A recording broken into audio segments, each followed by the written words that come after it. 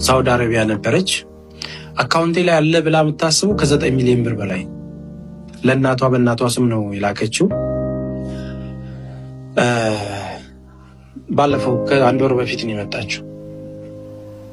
9 ዓመት አረብ ሀገር አለ። ከ13 እስከ 14 ዓመት ነው የኖረችው። 9 ሚሊዮን ብር አለኝ ብላ ነው የምታስበው አካውንቷ ላይ። ሶል በእናቷ አካውንት ነው የምትልከው። ስትመጣ አካውንቷ ላይ የተገኘው 300 ብር ነው። 300 ሺህ ብር ልትል 300 ብር 300 የኢትዮጵያ ብር ፌንት አድርጋ ወድቃ አይምሮዋ ታማሁን በቁርአን እየተቀራላት ነው። ሙስሊም ስለሆነች ከአይምሮዋ ውጭ ሆናለች። ምንድነው እንዴት አደርጋላችሁ ተብለው ቤተሰብ ሲጠይቁ ምን እንዳሉ ታውቂያለሽ? ወንድምየው እናትየዋን ነፍሰ ስጋዋን እያወጣ ብሩ ከሚቀመጥ እኛ ስራ እንስራበት እያለ ሲያወጡ ሲከስር የልጅቷን ድካም ገደል ከተተው። አሁን ከብሯ ከጤናዋም ሳትሆን አይምሮዋ ታውቆ እንትን ላይ ነው ያለችው። እያሳከምናት ነው። ሌላ the same thing አንድ ወንድሟ ምን አደረገ መሰለሽ? ብር ሲላክላት ስትልክ ቡኩ አለ አይደል? የባንክ ቡኩ ራሱ ነው የሚሞላ።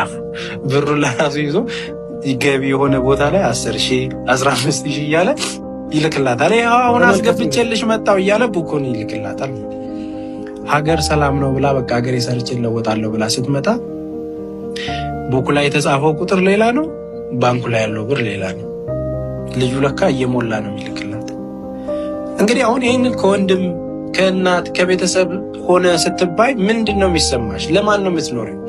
በለፋች በደከመች 10 ዓመት እኮ ለሴት ልጅ ቀላል አይደለም እኮ። እንደ ሻማ ቀልጣ መውለድ የማይችሉ እኮ እህቶች አሉ።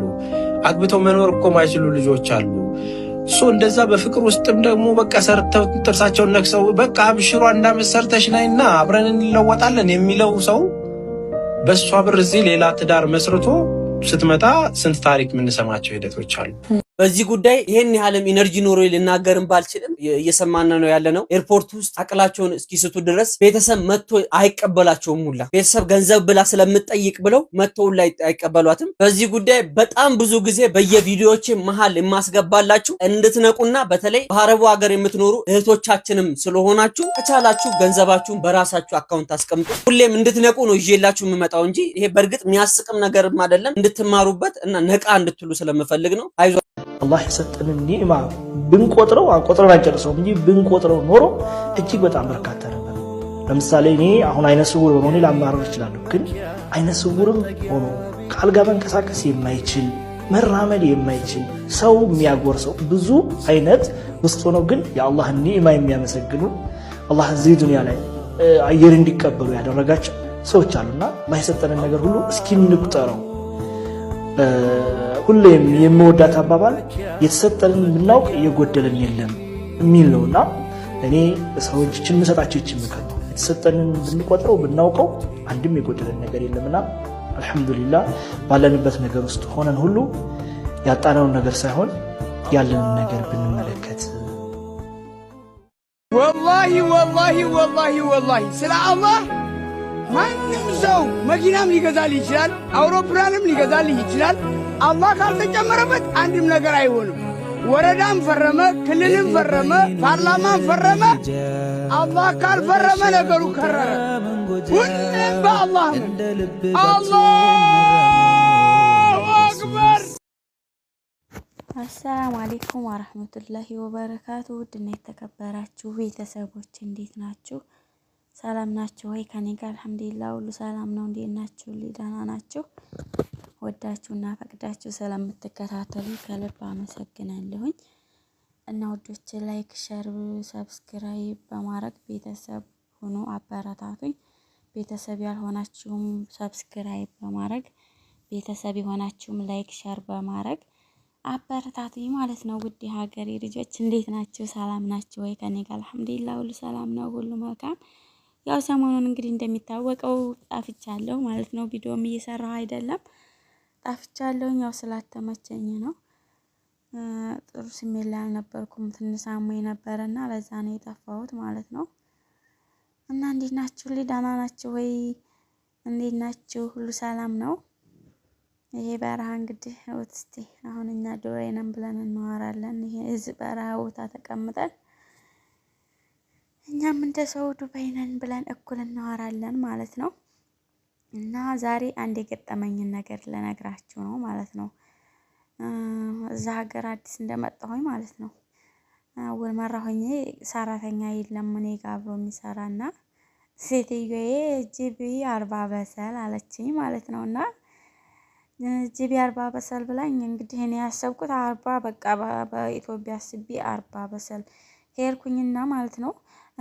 ቆጥረዋለሁ 40 ይሞላም ቆጥረዋለሁ 40 ይሞላም በቃ ቆጥሬ መቼም ድረስ በቃ እንጃ እኔ ህይወቴ ስታለ የማይረሳኝ ታሪክ ቢኖር የማይረሳኝ ገጠመኝ ነገር ቢኖር ይሄ ነው ማለት ነውና ቆጥሬ 40 ሊሞላልኝ አልቻለም። ጭራሽ በፍጹም 40 ሊሞላልኝ አልቻለም። እና ከዛ ምን ባረግ ጥሩ ነው ሄድኩና ዝም ብዬ ጨርሼ ያለውን ይዤ ሄጄ የለም አልኳት። በአማርኛ ነው ማፊ አልኳት ማለት በቃ ማፊን አውቃለሁ ግን የለም አልኳት ማለት ነው አለች።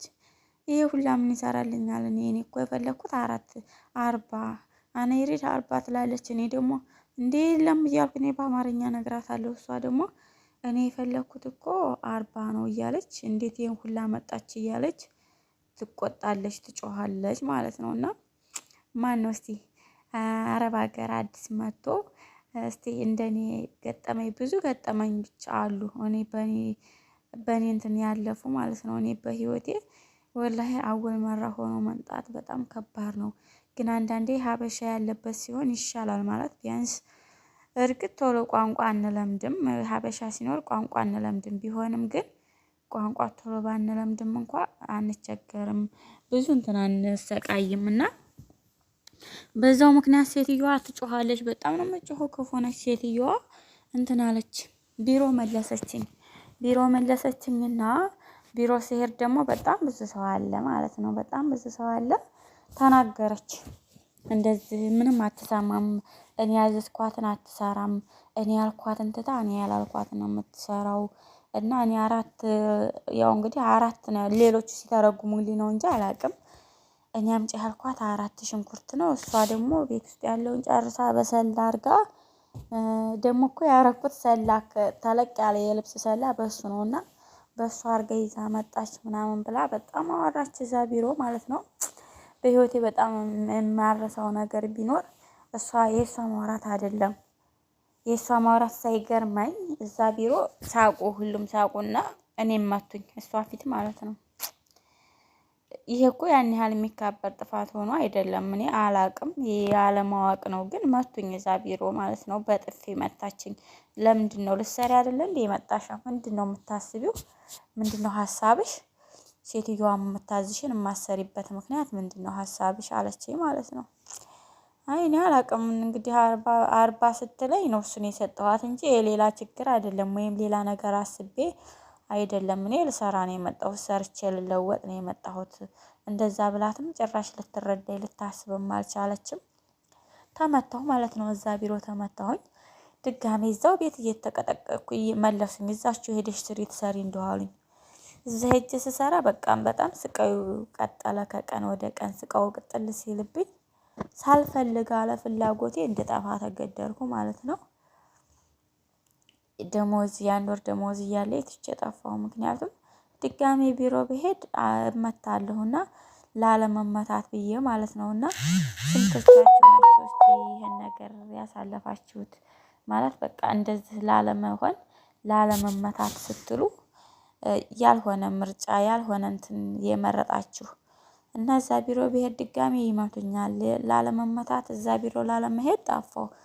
ብቻ አልሐምዱሊላህ ግን ተወጣሁን። ያን ያህል ስቃይ ደረሰብኝ የምለው ነገር የለም። ግን ኮንትራት ታረቧ ይልቅ ሀበሻዎቹ ነበሩ ልቤን የሰበሩት ማለት ነው። በጣም ልቤን የሰበሩት ሀበሻዎቹ ነበሩና የዛሬው ቪዲዮ ይሄን ይመስላል። አሰላሙ አለይኩም ወራህመቱላሂ ወበረካቱ።